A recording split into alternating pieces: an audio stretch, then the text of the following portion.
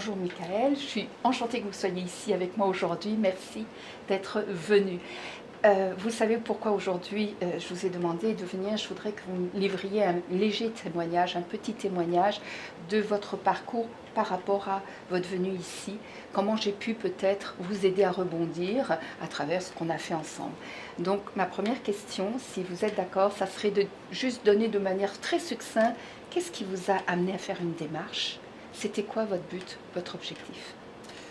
Je pourrais dire que mon objectif, il y en avait plusieurs. J'étais plutôt mêlé, si on veut, dans plusieurs aspects de ma vie, tant professionnel, personnel, de couple, parce qu'il y a eu beaucoup de changements tout en même temps, dans un court laps de temps dans ma vie, qui a fait que j'ai perdu un certain contrôle, j'imagine, sur mes émotions, sur ma confiance, sur plusieurs aspects qui ont été sollicités au même moment, qui sont devenus quand même assez amplifiés et que j'ai eu besoin à un certain moment donné d'un coup de main pour des outils pour pouvoir faire le ménage dans tout ce qui se passait à ce moment-là. Oui. Et pourquoi ici?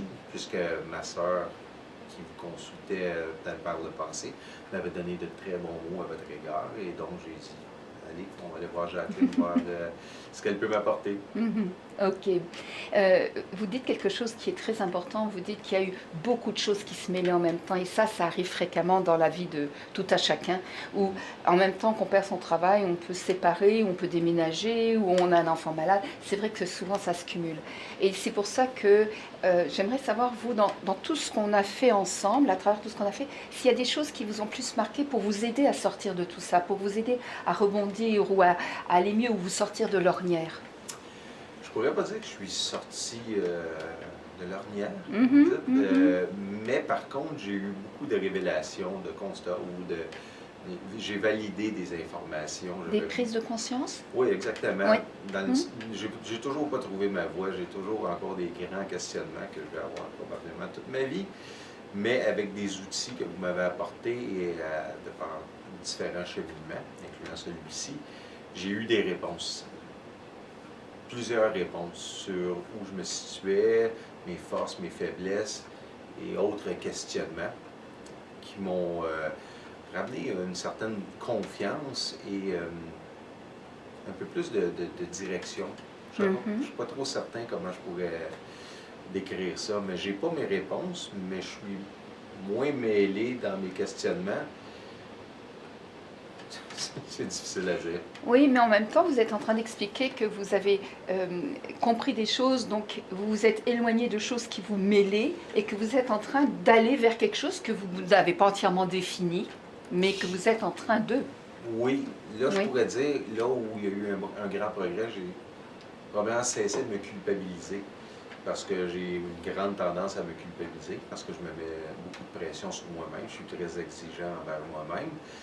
Donc, pour certains échecs ou certains aspects de ma vie qui n'allaient pas comme je le désirais, j'avais tendance à me culpabiliser.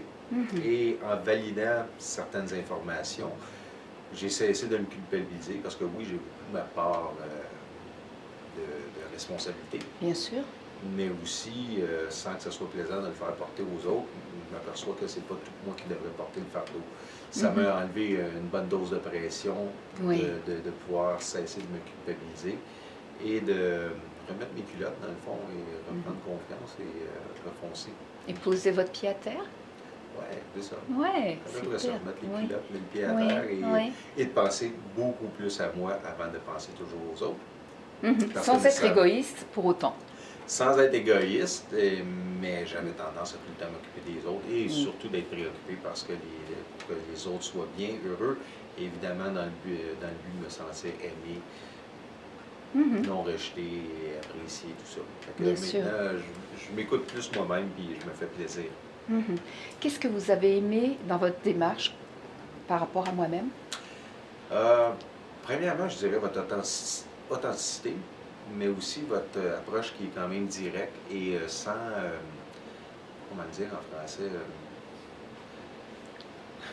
j'ai un terme, je ne sais pas si je peux le dire devant la caméra, sans bullshit. D'accord. C'est un terme français, ça, la bullshit? Bref.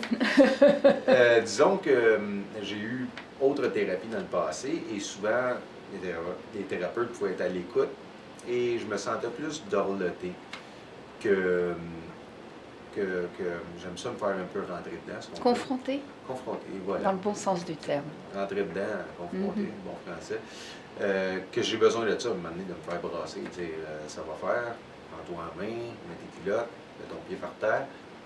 Et ça fait du bien de l'entendre. Donc, à travers les démarches, je pourrais dire qu'il y a eu des moments qui m'ont brassé un peu. Et c'est ce que je voulais, c'est ce que j'avais besoin, Mhm, ce mhm. que je ne retrouvais pas nécessairement ailleurs. Donc, votre approche, je l'aime bien parce que non seulement elle est authentique, mais si c'est noir, si c'est blanc, mais vous n'allez pas être d'accord avec la couleur que moi je décide que ça devrait être nécessaire. Et je ne blâme pas d'autres thérapeutes de vouloir le faire à leur propre façon, mais des fois, faut se dire les vraies choses. Mhm. Vous en aviez besoin, en Oui, tout de me cas. faire dire les vraies choses. Oui, Et oui, j'aime oui. votre approche pour ça. D'accord. Vous dites les vraies choses. Par rapport à une échelle, vous diriez que vous aviez avancé de quoi? Si on dit, vous étiez parti de 1, vous êtes à 3, à 5, à 7 sur 10? Ben, ça serait difficile à quantifier, mais si je dirais à 5.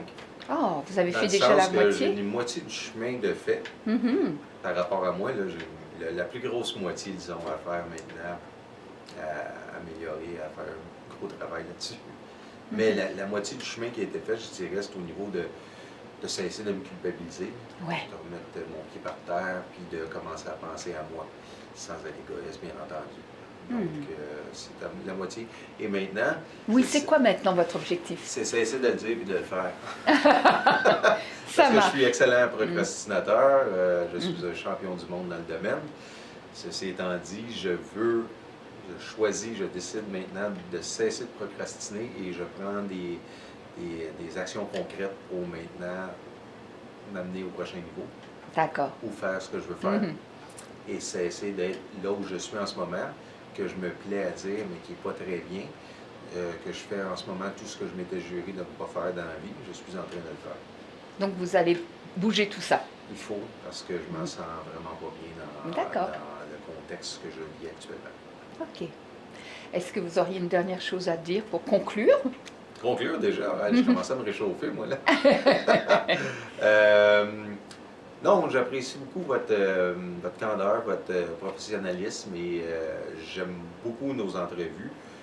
Non seulement pour ce que ça m'apporte, mais je suis aussi un crack, si on veut, de psychologie, relations humaines.